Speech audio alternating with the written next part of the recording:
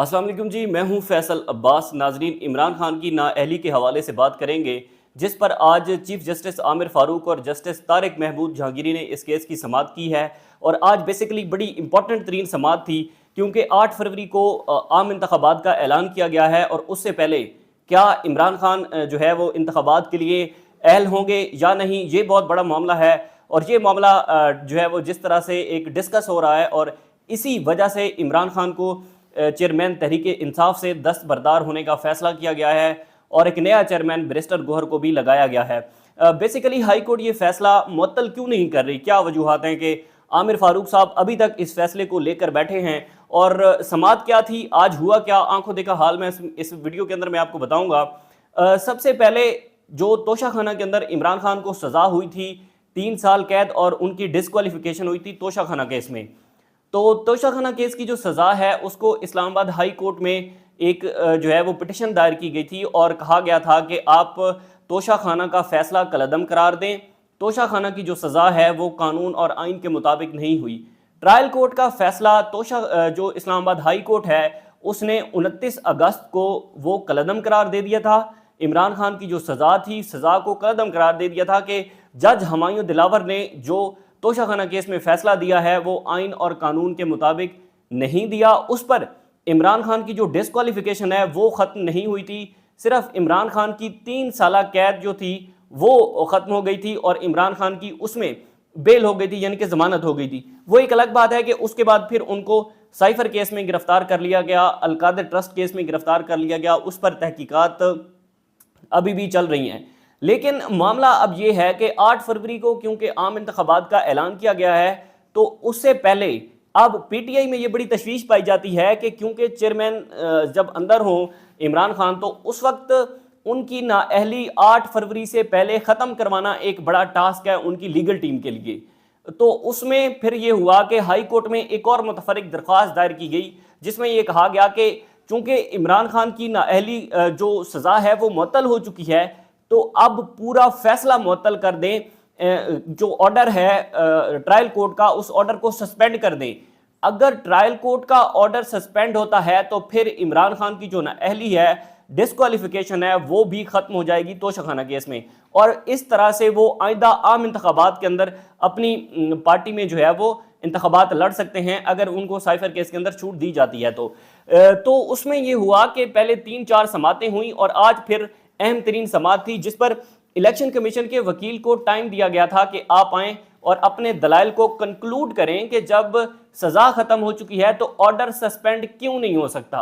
इस पर दलाइल तलब किए गए थे, और लतीफ़ खोसा की जानिब से आज दलाइल दिए गए। उन्होंने अपने दलाइल का आगाज़ करते हुए कहा कि हम चाहते ये हैं कि हमारे जो चेयरमैन पीटीआई हैं इमरान खान, उनके अलावा पाकिस्तान तहरीक इंसाफ कुछ भी नहीं है, और हम उनको 8 फरवरी से पहले उनकी जो डिस्क्वालिफिकेशन है उसको ख़त्म करवाना चाहते हैं। मुतफरक दरख्वास्त भी हमने दायर की हुई है, जिस पर आमिर फारूक ने कहा कि आप ग्राउंड के ऊपर जो इस पर दलाइल बनते हैं वो दलाइल दें, उसके बाद हम अमजद परवेज़ को सुनेंगे। तो लतीफ़ खोसा ने मुख्तलिफ सुप्रीम कोर्ट के जो अदालती फैसले थे उनके हवाले दिए, उसके बाद बाकी लाहौर हाई कोर्ट के कुछ फैसले थे उनके हवाले दिए गए, और बताया गया कि जब ट्रायल कोर्ट की सज़ा ही कलअदम हो गई है तो फिर ऑर्डर सस्पेंड करते हुए इसमें हाई कोर्ट को नहीं हिचकिचाना चाहिए। हाई कोर्ट के पास इस बात का इख्तियार है कि वो ऑर्डर सस्पेंड कर सकती है ट्रायल कोर्ट का। उसके बाद जो है वो उनका ये भी कहना था कि 8 फरवरी से पहले हम चाहते हैं कि इमरान खान के डिस्क्वालिफिकेशन ख़त्म हो जाए, क्योंकि लेवल प्लेइंग फील्ड जो है वो तमाम सियासी जमातों के लिए होनी चाहिए, और हम भी यही चाहते हैं। हाई कोर्ट के पास ये इख्तियार है कि वो कर सकती है। अच्छा, उसके बाद ये हुआ कि इलेक्शन कमीशन के जो वकील हैं अमजद परवेज साहब, उनको टाइम दिया गया कि आप आएँ और दलाइल दें। उन्होंने कहा जी देखें, मैं सबसे पहले अदालत से ये इस्तदा करता हूं कि मुझे अपने दलाइल देने में 2 हफ्ते का वक्त दिया जाना चाहिए। जिस पर चीफ जस्टिस आमिर फारूक साहब ने एक लंबी हैं करते हुए कहा कि ये आप क्या कह रहे हैं कि 2 हफ्ते का टाइम दे दिया जाना चाहिए, उधर आपने इलेक्शन को अनाउंस किया हुआ है 8 फरवरी को। इस पर फिर इलेक्शन कमीशन के वकील ने कहा कि ऑर्डर को सस्पेंड करना है, इस हवाले से जो पीटीआई की जानिब से दरख्वास्त दायर की गई है वो भी ठीक नहीं है। यानी पीटीआई ने जो दरख्वास्त दायर की है वो आइन और कानून के मुताबिक नहीं की। तो इस पर इलेक्शन कमीशन के वकील आज बेसिकली इलेक्शन कमीशन के वकील आज तो कामयाब हो गए हैं कि उन्होंने अगली तारीख ले ली है। चीफ जस्टिस आमिर फारूक साहब की अदालत पर और उनकी जो एक चीफ जस्टिस का ओहदा है उन पर बड़े सवालिया निशान खड़े होते हैं कि जब आप लेवल प्लेइंग फील्ड की बात करते हैं और आप हाई कोर्ट के चीफ जस्टिस हैं, इतनी बड़ी अदालत के अंदर आप बैठे हैं और आप एक केस को दबा कर बैठे हैं और आपका मकसद भी यही है कि इमरान खान को अगले इलेक्शन में जो है वो उनकी डिस्क्वालिफिकेशन खत्म नहीं होनी चाहिए। ये बहुत बड़ा अलमिया है, बहुत बड़ा सवालिया निशान है चीफ जस्टिस आमिर फारूक साहब के लिए। जाहिर है पीटीआई के अंदर तनाज़ा पाया जाता है, उसकी वजह भी यही है कि जो इंट्रा पार्टी इलेक्शन कमीशन ने मुस्तरद किए थे वो इसी बुनियाद पर किए थे कि आइंदा इंतखाबात के अंदर इमरान खान जो है वो इस अहल ना हो कि वो इलेक्शन लड़ सकें। इसी वजह से नया चेयरमैन भी मुंतखब करना पड़ा। इसी वजह से जो है वो आज हाई कोर्ट के अंदर भी दरख्वास्त दायर थी जिसमें समाअत थी कि जो है वो जल्द अज जल्द सजा फैसला मुअत्तल किया जाए, ऑर्डर सस्पेंड करके अहल किया जाए कि वो इलेक्शन लड़ सकें। लेकिन जाहिर है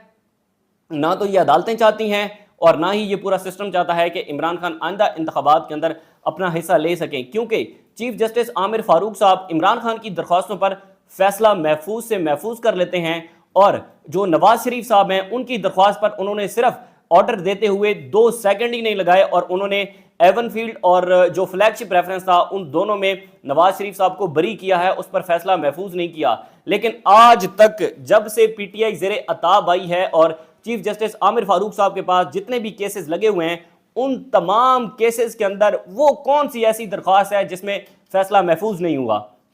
चाहे वो चाहे वो ये फैसला मुअत्तल करने वाली दरख्वास्त हो, इस पर फैसला महफूज हुआ, साइफर के अंदर फैसले महफूज होते रहे, अलकाद ट्रस्ट के अंदर फैसले महफूज होते रहे। उसके बाद जब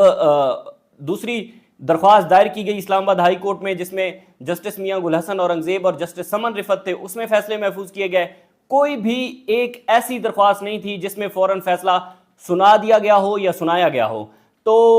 इंसाफ के दो जो पलड़े हैं वो नवाज शरीफ की जानिब तो एक पलड़ा बहुत झुका हुआ है कि उनको बहुत जल्द अज जल्द हाई कोर्ट से इंसाफ मिल जाता है और हाई कोर्ट की टीम जो है वो एयरपोर्ट पर भी पहुंच जाती है उनसे सिग्नेचर लेने के लिए। तो ये सारे मामलात हैं, लेकिन देखना होगा कि अब आने वाले दिनों के अंदर इमरान खान जो है वो इंतखाबात के लिए अहल होते हैं या नहीं, ये अदालत पर बहुत बड़ा सवालिया निशान है। इस हवाले से मेरी बात आज नईम हैदर पंजोता से भी हो रही थी और मैंने उनसे पूछा कि आप क्या एक्सपेक्ट कर रहे हैं कि कितनी देर के अंदर ये ऑर्डर सस्पेंड हो जाएगा। उन्होंने कहा हम तो आज इस बात को एक्सपेक्ट करके आए थे कि हमारा आज ऑर्डर सस्पेंड हो जाएगा और इमरान खान इस अहल हो जाएंगे कि वो अगले इलेक्शन में खुद इंतखाबात में हिस्सा ले सकें। लेकिन चूंकि आमिर फारूक साहब नहीं चाहते, अदालतें नहीं चाहती, तो अब देखना होगा कि आने वाली 2 समातों के अंदर ऐसा लग रहा है कि ये फैसला कंक्लूड हो जाएगा, फिर अगला मामला आएगा साइफर पे और उस पर देखना होगा कि उस पर हुकूमत क्या करती है, इदारे क्या करते हैं और हमारा अदालती निज़ाम क्या करता है। तब तक के लिए मुझे इजाज़त दीजिए। अल्लाह हाफ़िज़।